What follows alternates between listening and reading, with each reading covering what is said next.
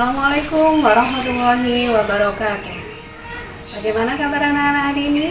Semoga kalian semua dalam keadaan sehat walafiat. Kali ini kita akan belajar sejarah kebudayaan Islam bersama saya Ibu Hanifah. Sebelum memulai pelajaran hari ini, alangkah baiknya kita berdoa terlebih dahulu agar Allah memberi kemudahan dan memberikan ilmu yang bermanfaat. Pada pertemuan kali ini, kita akan mempelajari KD yang pertama mengenai menganalisis sejarah dan jalur masuknya Islam ke Indonesia. Anak-anak tahu mengenai sejarah masuknya Islam ke Indonesia, ada beberapa teori yang menjelaskan mengenai hal tersebut. Teori-teori tersebut masing-masing menyampaikan berdasarkan alat bukti yang mendukungnya. Mari kita simak penjelasan berikut ini. Assalamualaikum warahmatullahi wabarakatuh.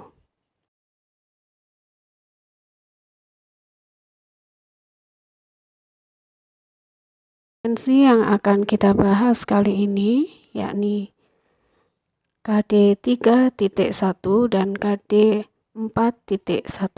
KD 3.1 menganalisis jalur dan proses awal masuknya Islam di Indonesia. KD 4.1 membuat kerangka hasil analisis mengenai jalur dan proses awal masuknya Islam di Indonesia. Tujuan pembelajaran: peserta didik mampu menganalisis jalur dan proses awal masuknya Islam di Indonesia, membuat kerangka hasil analisis mengenai jalur dan proses awal masuknya Islam di Indonesia, serta memahami kewajiban dan mengamalkan semangat yang tinggi dalam berdakwah. Anak-anak bisa memperhatikan peta konsep berikut mengenai sejarah masuknya Islam ke Indonesia. Secara garis besar, kita mengetahui ada beberapa teori mengenai jalur masuknya Islam ke Indonesia, kemudian bagaimana strategi-strategi yang digunakan dalam pengembangan Islam di Indonesia. Jalur masuknya Islam ke Indonesia ada 4 teori yang mendukung, yakni teori Arab, teori Persia, teori Gujarat, serta yang terakhir teori Cina. Sedangkan strategi dakwah dan pengembangan Islam di Indonesia melalui perdagangan, pernikahan, tasawuf, pendidikan, kesenian, dan politik. Kita akan menyimak keterangan mengenai jalur masuk dan strategi dakwah dalam pengembangan Islam di Indonesia. Sejarah masuknya Islam di Indonesia. Kita perlu mengetahui terlebih dahulu sebelum kita membahas mengenai teori dan strategi masuknya Islam ke Indonesia. Bagaimana situasi dan kondisi masyarakat Indonesia sebelum datangnya Islam? Kita akan mengetahui dari berbagai hal. Yang pertama, kita bahas dulu mengenai letak geografis negara Indonesia. Bahwa negara Indonesia merupakan sebuah wilayah kepulauan yang menjadi penghubung jalur perdagangan antar bangsa. Bagaimana keyakinan masyarakat Indonesia saat itu? Masyarakat Indonesia saat itu menganut agama dan keyakinan yang berbeda-beda. Di antaranya mempercayai adanya dewa-dewa, kepercayaan terhadap roh-roh dan juga benda-benda yang dikeramatkan, serta agama Hindu dan Buddha. Politik dan pemerintahan. Masyarakat Indonesia telah mengenal sistem politik dan juga struktur pemerintahan yang dibuktikan dengan adanya Kerajaan Majapahit dan juga Kerajaan Sriwijaya.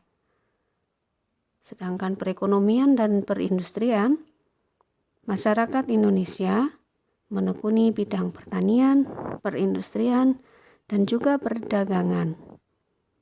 Pertanian ini merupakan tulang punggung pemerintahan yang berdaulat. Sedangkan di bidang perindustrian, banyak menekuni industri logam. Dalam bidang perdagangan, masyarakat Indonesia telah memperdagangkan barang bernilai tinggi seperti logam mulia, kain tenun, juga pecah belah. Yang terakhir mengenai sastra dan kesusastraan. Masyarakat Indonesia telah mengenal sastra dan kesusastraan, diantaranya dibuktikan dengan adanya jabatan-jabatan yang menunjukkan adanya indikasi sebagai penulis, seperti adanya cerita Sang Citraleka. Anak-anak bisa menyimak ini, yakni jalur perdagangan dunia. Ini adalah salah satu peta yang menjelaskan bahwa Indonesia telah memiliki pelabuhan dagang yang berada di Sumatera bagian utara, di mana wilayah ini atau pelabuhan ini merupakan pelabuhan yang disinggahi oleh orang-orang dari Arab yang akan menuju ke Cina atau sebaliknya dari Cina yang akan menuju ke Arab melalui India.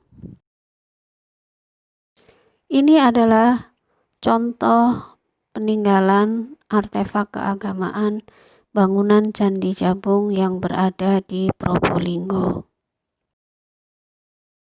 Sedangkan ini adalah peninggalan Kerajaan Majapahit. Dari beberapa contoh peninggalan bersejarah dan juga penjelasan mengenai bagaimana keadaan masyarakat Indonesia sebelum datangnya Islam, maka berikutnya kita akan mempelajari atau mengetahui lebih lanjut mengenai beberapa teori yang mendukung mengenai masuknya Islam di Indonesia. Yang pertama, teori Arab.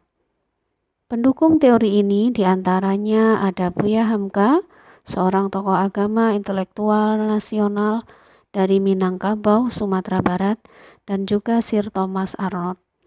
Menurut mereka, Islam telah masuk ke Indonesia pada abad ke-7 dan 8 dan langsung disebarkan dari orang Mekah ketika mereka dominan menguasai perdagangan Barat dan Timur.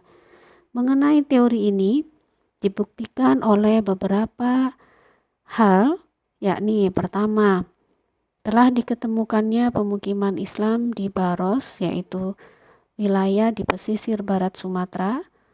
Dari segi bahasa dan tradisi, terdapat tradisi bersila yang sering dilakukan oleh bangsa Indonesia. Hal ini merupakan tradisi yang dilakukan oleh bangsa Arab atau Persia egaliter. Yang berikutnya, Raja Samudra Pasai menggunakan gelar Al-Malik. Al-Malik ini berasal dari bahasa Arab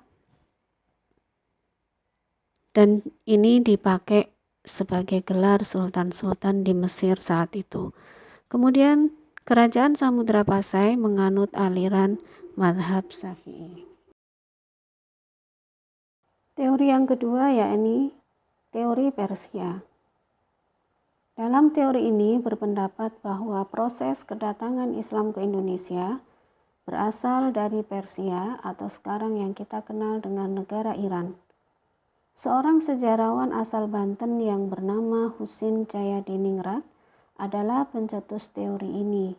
Dalam paparannya, dia telah lebih menitik beratkan analisisnya pada adanya kesamaan tradisi dan budaya yang berkembang antara masyarakat Indonesia dan masyarakat Persia. Di antaranya tradisi tersebut adalah adanya kesamaan dalam merayakan tanggal 10 Muharram atau yang sering disebut Hari Asyura. Yang kedua, adanya kesamaan konsep ajaran Sufisme yang dianut Syekh Siti Jenar dengan Al-Halaj.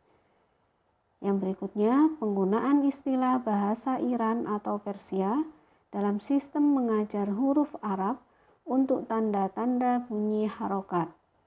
Dan yang terakhir, ditemukannya makam Maulana Malik Ibrahim yang berangka tahun 1419 Masehi di wilayah Gresik dan adanya perkampungan Leran di kota Gresik.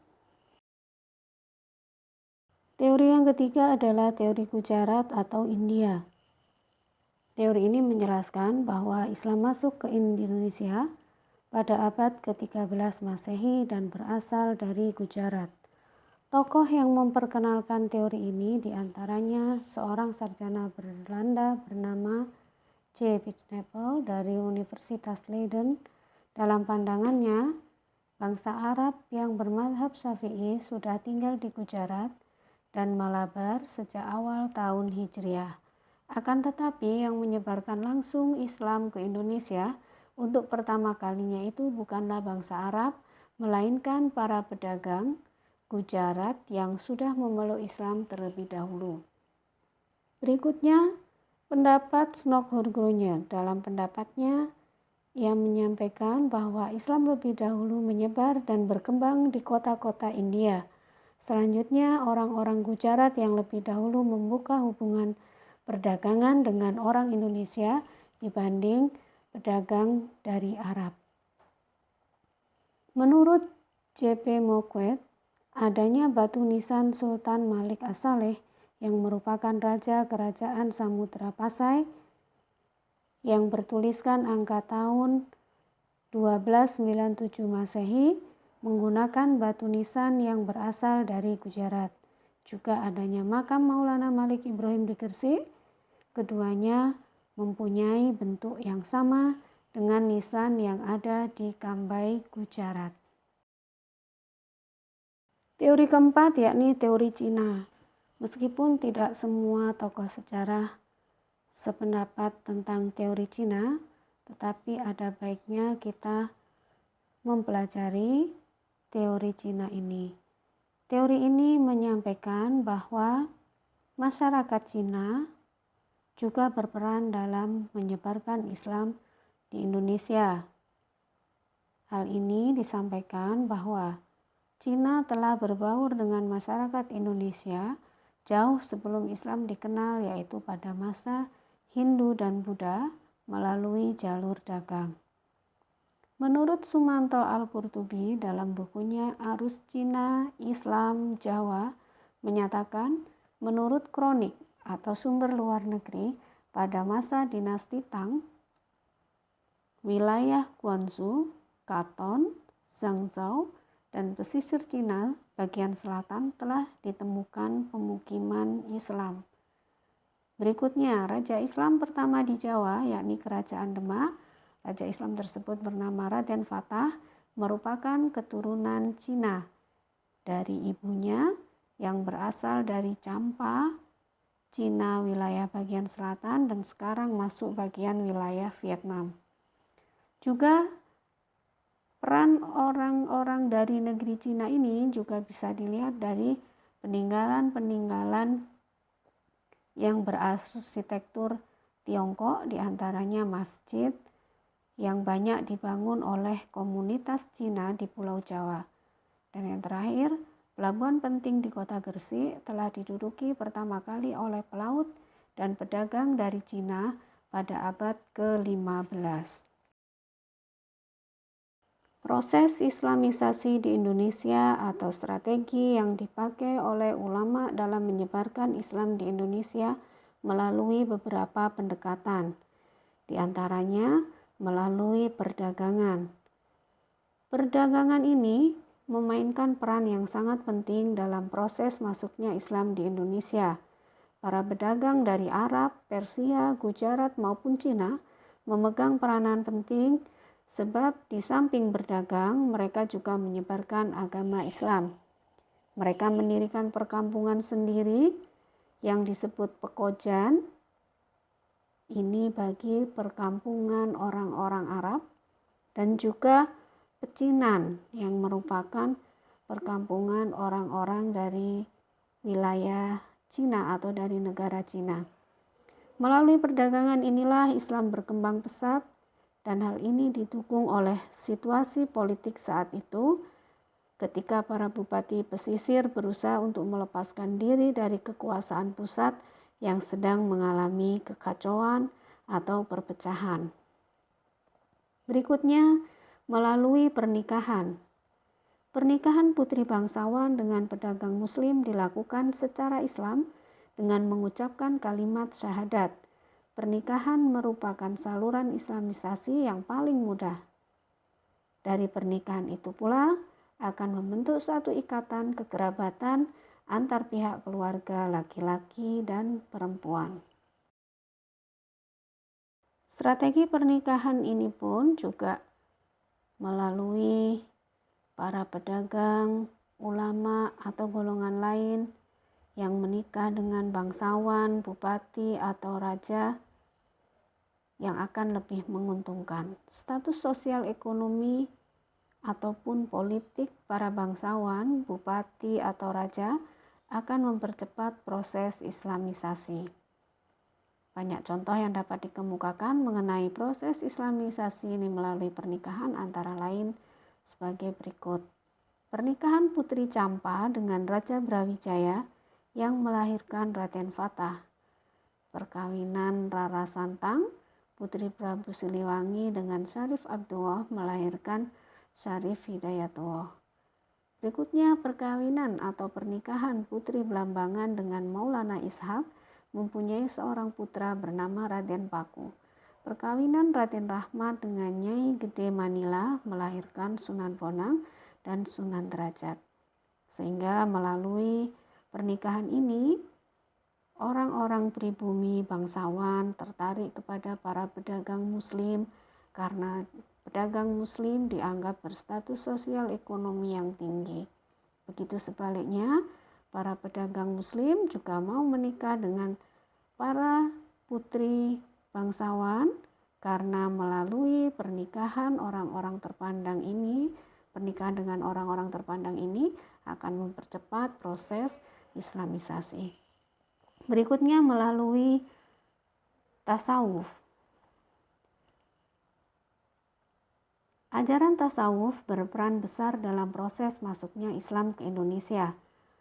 Ajaran tasawuf ini adalah ajaran ketuhanan yang telah bercampur dengan mistis atau unsur-unsur magis.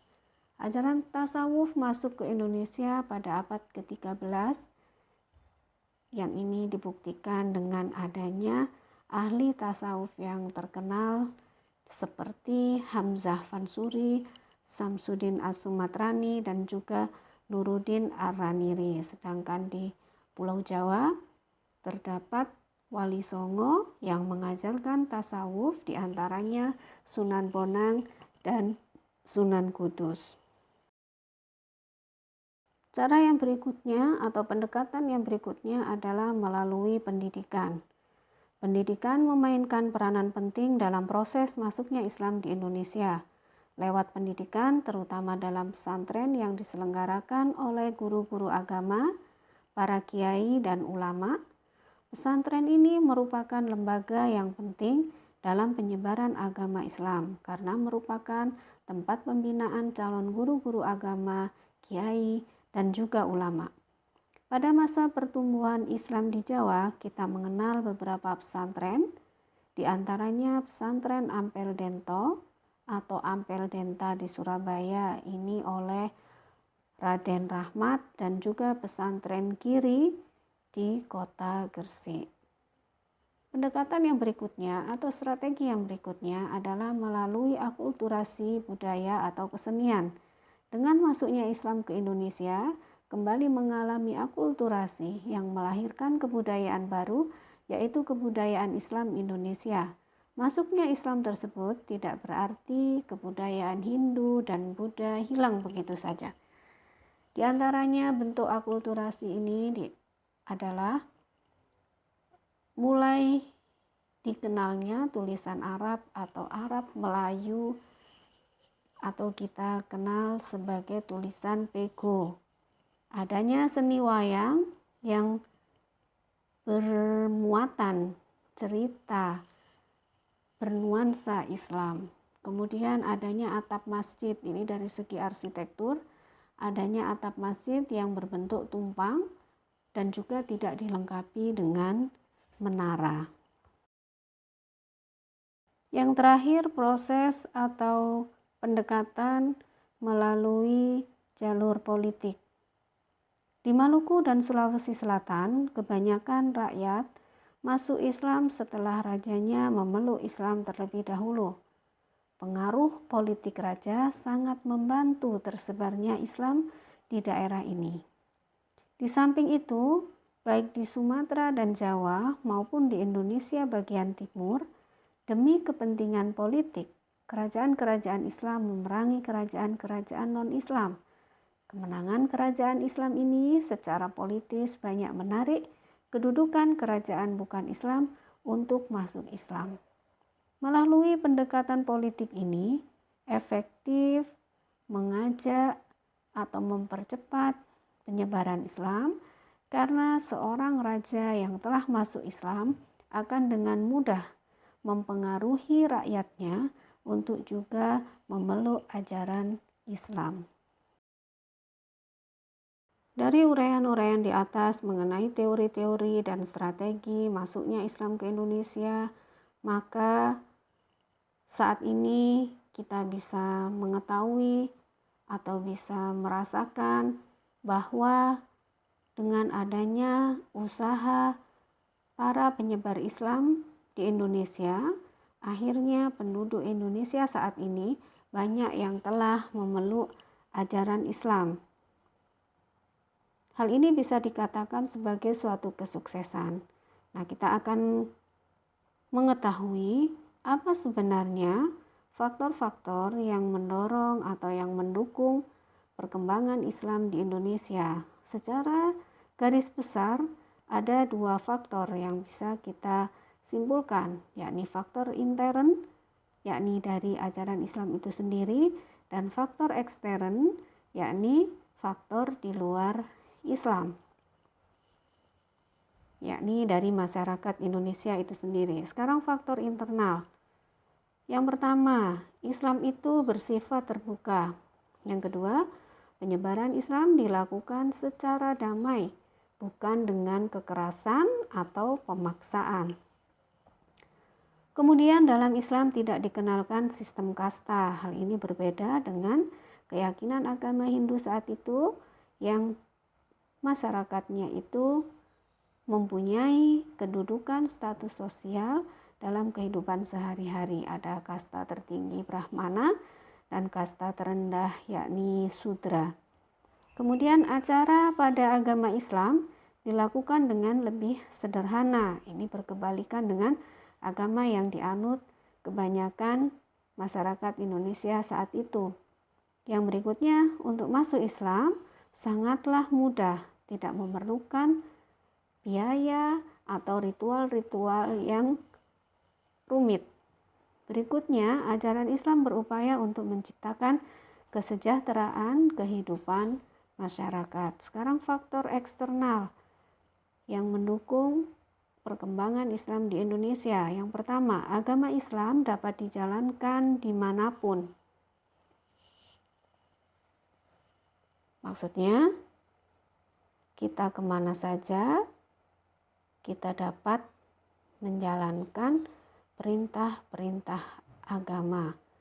Yang kedua, para pedagang Muslim yang datang ke Indonesia tampak seperti orang kaya sehingga memunculkan anggapan bahwa pedagang penduduk pribumi akan berhasil jika mereka menganut agama para saudagar Muslim tersebut. Yang ketiga, orang Indonesia melihat bahwa Islam merupakan kekuatan spiritual dan militer. Yang keempat, adanya konflik politik internal di kerajaan Hindu-Buddha saat itu. Yang kelima, bangsa Indonesia memiliki sifat yang terbuka, ramah kekeluargaan, sehingga mudah menerima adanya budaya baru yang saat itu adalah budaya-budaya yang dikenalkan oleh orang Islam. Yang terakhir, adanya pernikahan yang dilakukan oleh pedagang Islam dengan wanita-wanita pribumi. Ini semua merupakan faktor yang mendorong perkembangan Islam di Indonesia. Dari penjelasan-penjelasan tadi, maka kita dapat mengambil hikmah dari pembelajaran ini. Yang pertama, dalam mengajarkan Islam, kita harus menggunakan cara-cara yang ramah dan bijaksana, bukan malah mengajak pada kebencian. Berikutnya, kita harus mampu meneladani kesuksesan para ulama dalam menyebarkan Islam di Indonesia. 3. Sebagai generasi penerus bangsa, kita dituntut berperilaku yang memiliki uswah hasanah.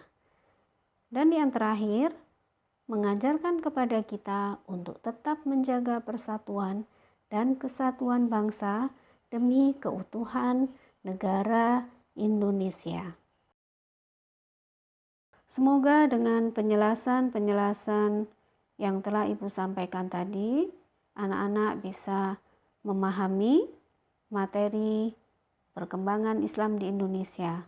Untuk lebih memahami atau anak-anak lebih mempunyai ilustrasi mengenai bagaimana sejarah masuknya Islam ke Indonesia, anak-anak bisa menyimak video berikut ini.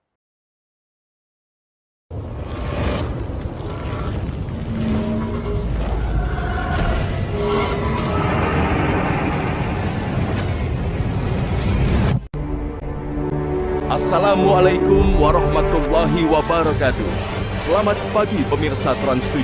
Hasanah Ensiklopedi Islam Dunia pagi ini kembali hadir ke hadapan Anda untuk memberi sajian informasi yang bermanfaat, yang semoga saja menginspirasi aktivitas Anda. Sejak di bangku sekolah dasar, setiap anak Indonesia telah diperkenalkan tentang sejarah masuknya Islam ke Indonesia. Dalam buku-buku pengajaran biasanya disampaikan bahwa Islam masuk ke Nusantara pada abad ke-13 Masehi yang dibawa oleh para pedagang Gujarat, sebuah wilayah di India. Dan menurut buku-buku itu juga, wilayah yang pertama kali didatangi oleh pedagang Gujarat itu adalah Samudra Pasai Aceh. Teori Gujarat terbantahkan oleh ditemukannya sebuah batu nisan dari Fatimah binti Maimun bin Hibatullah yang wafat pada 475 Hijriah atau 1082 Masehi yang ditemukan di Leran, Gresik. Makam tersebut terdapat di kelompok makam di Leran bersama-sama dengan beberapa makam yang tidak memiliki tahun. Jenis nisan pada makam-makam tersebut seperti yang ditemukan di Champa berisi tulisan yang berupa doa-doa kepada Allah. Bukti lain adalah temuan harta karun kerajaan Tiongkok dan kerajaan Persia dari bangkai kapal karam berusia 1000 tahun di perairan Cirebon baru-baru ini, menunjukkan bahwa Islam sudah ada di Indonesia sebelum abad ke-13 Masehi. Sebagai ganti teori tersebut, diperkenalkanlah teori Mekah. Teori ini menyebutkan bahwa Islam masuk ke Indonesia pada abad ke-7 Masehi yang langsung dibawa oleh para pedagang Arab. Teori ini diperkenalkan oleh Buya Hamka, Alwi Shihab, Ahmad Mansur Suryanegara, dan beberapa ahli sejarah lainnya. Menurut teori ini, Islam datang ke Indonesia jauh sebelum datangnya para pedagang Gujarat.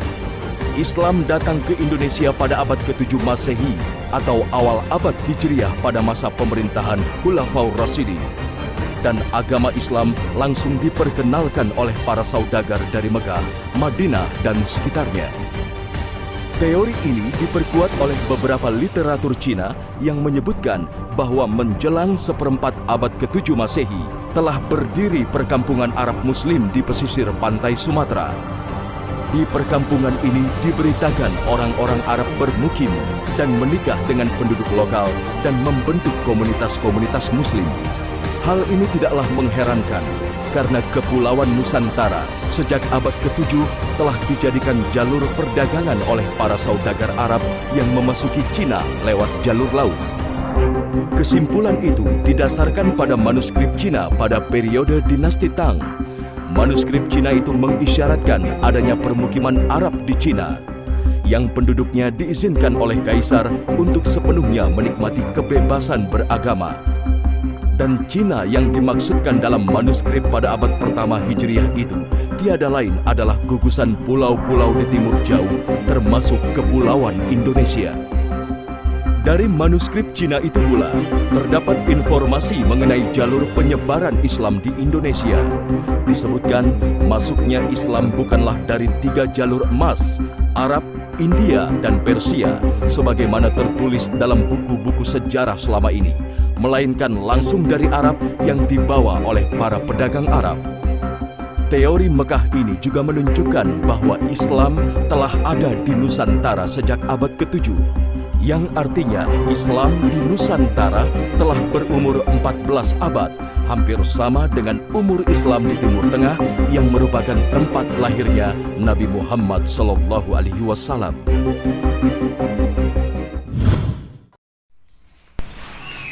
Setelah anak-anak menyimak penjelasan tadi, maka kita dapat menyimpulkan secara garis besar ada 4 teori yang menjelaskan mengenai sejarah masuknya Islam ke Indonesia. Kalau Ibu memberikan cara untuk kita untuk lebih mudah mengingat, ada 4 teori. Pertama, teori A, yang kedua, teori B, yang ketiga, teori G, yang terakhir, teori C. A, B, G, C. Apa saja? Teori Arab, Persia, teori Gujarat, dan teori Cina.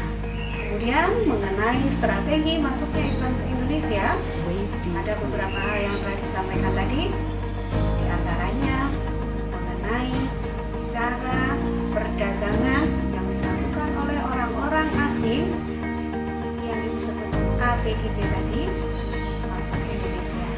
Maka anak-anak, kita seharusnya sebagai bangsa Indonesia harus berbangga karena kita merupakan turunan dari orang-orang hebat yang mana ketika agama Islam masuk, bahkan sebelum Islam masuk, kita sebagai orang Indonesia telah memiliki peradaban yang tinggi. Sehingga untuk saat ini anak-anak sebagai generasi Islam maka harus menjadi generasi yang terus berkarya karena kita semua adalah turunan dari nenek moyang orang-orang hebat. Mudah-mudahan pelajaran hari ini bermanfaat. Wassalamualaikum warahmatullahi wabarakatuh.